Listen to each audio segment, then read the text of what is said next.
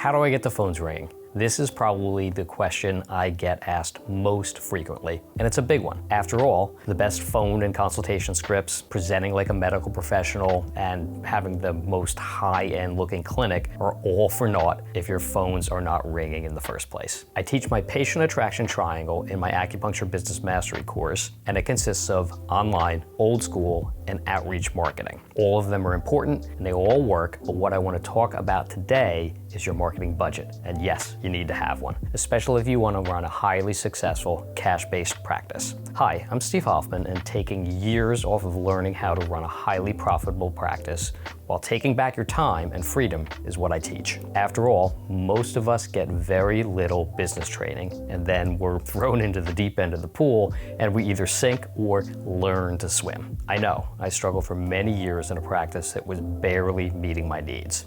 Then I invested in myself and my practice, studied with the right people, and finally learned how to run a clinic filled with happy patients, getting great results, and generating 5 times what I had been making. I now routinely have months with over $50,000 in revenue.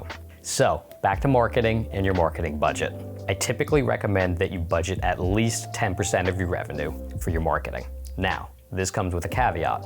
If your practice is doing $75,000 a year, that equates to $7,500 for marketing. If you're doing nothing for marketing right now, that $7,500 is gonna help, but if you wanna build a practice that does $250,000, $500,000 or more, that $7,500 is gonna be a drop in the bucket. Simply put, if you wanna have a highly successful practice, you have to spend that way on marketing. This may be a little breathtaking. It may feel like jumping off a cliff, hoping the parachute is going to open, but this is often what growth feels like. This is a barrier we construct for ourselves, and it leads to, well, not growing. You can certainly start with a smaller budget and build it up over time as your practice gets a little bit busier, right? This takes time though, maybe even years to get where you want to be. The other option is to spend a bit more than you're comfortable with, accelerate the process, and you get there much sooner. What if those years you spent slowly building up your practice and marketing budget were years that you were making $20,000, $30,000, even $50,000 a month? How would your practice and your life change? More on marketing in the next video. Take care.